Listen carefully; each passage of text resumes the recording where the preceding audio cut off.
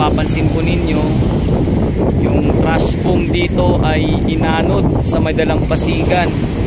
At ayan, talagang pati mga basura ay nagdagsaan dito sa araw na ito mga kababayan ko.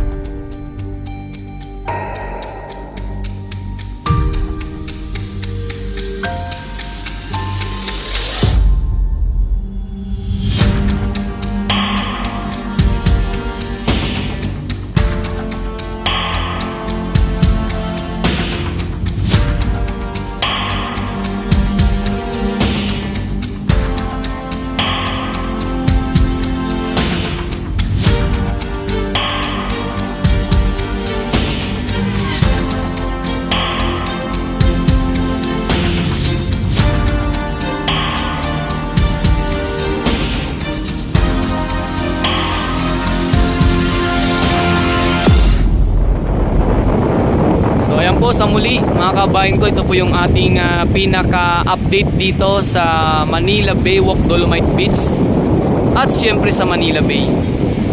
Kung mapapansin ninyo mga kabayan, no, tanaw na tanaw din dito simula sa may pinakadulo ng papuntang Yacht Club at hanggang dito.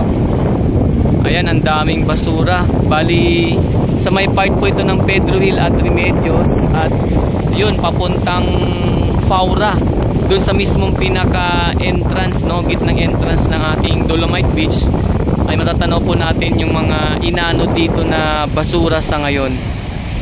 Pati yung trash boom ay ating pong kitang-kita rito mga kababayan. Ayan, tayo po yung ano doon, pupunta. Ayan, no. Grabe. Inaano na naman po yung mga basura dito sa dalampasigan sa ngayon mga kababayan ko. Gawa ng malakas na alon. Pati doon, no, yung trash boom na doon na sa may pinaka dalampasigan na rin. Grabe, hanggang doon sa pinaka dulong-dulo. Pati yung trash boom na muprotekta sana sa mga basura na maaring dumagsa sa dalampasigan ay inanod na rin sa sobrang lakas ng alon mga kababayan. At yung ibang bahagi niya para napigtas-pigtas po, nagkahiwa-hiwalay ba. Yung trash boom na ating nakita kanina doon pa sa may pinaka malayo nating pwesto, na kung saan ito po yung inanod sa sobrang lakas ng alon at hangin. At ito sana yung pwedeng maging magprotekta, no, sa mga basura na maaring pumasok or maanod dito sa may dalampasigan. Ngayon siya na po yung inanod dito mismo. Kung mapapansin nyo, meron po siyang malaking kadena, ayan, na nakalagay, pero hindi po kinaya mga kababayan. Talagang siya ngayon ay nandito na rin mismo sa may dalampasigan. Yung trash boom na ito, no, napakahaba mga kababayan ko. Pero ayan na siya ngayon dito, nakasalampak sa may mismong dalampasigan natin sa Manila Bay Walk, Dolomite Beach. At maliban po dyan yung mga basura na marami na po rito na naipon-ipon dahil nga sa parang ano po, no, naharangan niya itong trash boom na ito mga kababayan. So ayan po, maraming basura dito. Grabe, halo-halo na naman basura yung ating nakita dito mga kababayan, lalo sa part na to. Ayan, naglabasan po yung mga basura at pati yung trash boom bumigay na mga kababayan. Hindi kinaya yung malakas na alon at malakas na hangin. Kahit po ito ay nakakadena pa, kita nyo po na talagang nagkawatak-patak yung trash boom dito mga kababayan. Ayun, oh. At yan ang mga basura, ang dami.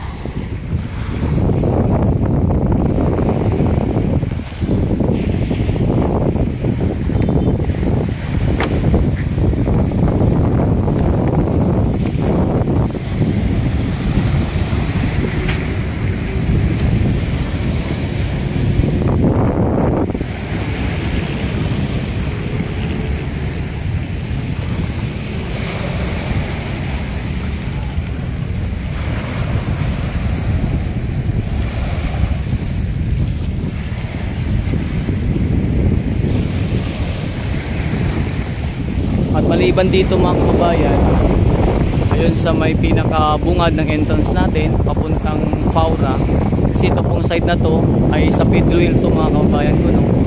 Ayun, marami din pong basura hanggang dun sa may pinakadulo, sa may mismong rock formation natin. At mapapansin po ninyo, wala din po gaano namamasyal sa ngayon dahil nga sa masama yung panahon, umaambon-ambon at tuloy-tuloy po, no, yung tawag dito, yung hangin na malakas.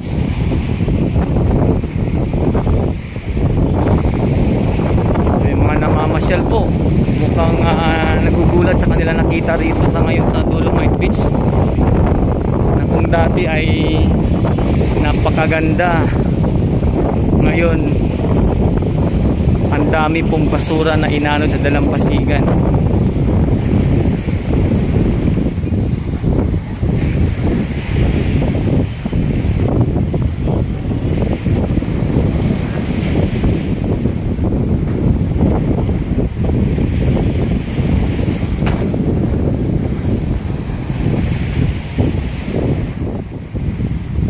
Pero mga kababayan ko, kahit sa ano pa mang dami dito ng basura na nakita natin sa ngayon sa Manila Baywalk Dolomite Beach, talagang ito po ay hindi naman tumatagal dahil sa meron po ditong nagme-maintain ng kalinisan, no? Di gaya ng dati na talagang natatambak at bumabaho at kadahilanan na mangitim yung tubig. Pero sa ngayon ay hindi na po nangyayari yan mga kababayan, dahil nandito yung mga MMD officers, Stero Rangers at DPS, at especially yung mga nagbo-volunteers na talaga naman nagmamalasakit sa ating Manila Bay sa ngayon, or Manila Baywalk Dolomite Beach. Kasi totoo lang, kung ano man yung dating nakaraan ng Dolomite Beach ay ng Manila Bay, ay hindi na po mangyayari sa ngayon yan. Kaya talagang ating pong patuloy subaybayan ang lahat ng kaganapan dito. At ako din po napapasalamat sa lahat po ng mga patuloy na sumusuporta sa aking YouTube channel, sa mga sumusubaybay sa lahat ng aking mga update patungkol dito sa may Manila Bay or sa Manila Baywalk Dolomite Beach. So sana po mga kababayan, kung kayo po ay bago sa aking YouTube channel at gusto niyo po palagi na susubaybayan yung kaganapan dito sa may Manila Bay or sa Manila Baywalk Dolomite Beach, sana po inyo din po ako i-subscribe para tuloy-tuloy niyo po na subaybayan ang lahat ng mga bawat kaganapan dito. Maraming salamat po sa inyong lahat, sa inyong suporta mga kababayan. Ito nga pala muli si Daddy D. Ingat tayo palagi sa lahat ng araw-araw natin na gawain sa ating pamumuhay. Maraming salamat po. God bless us all.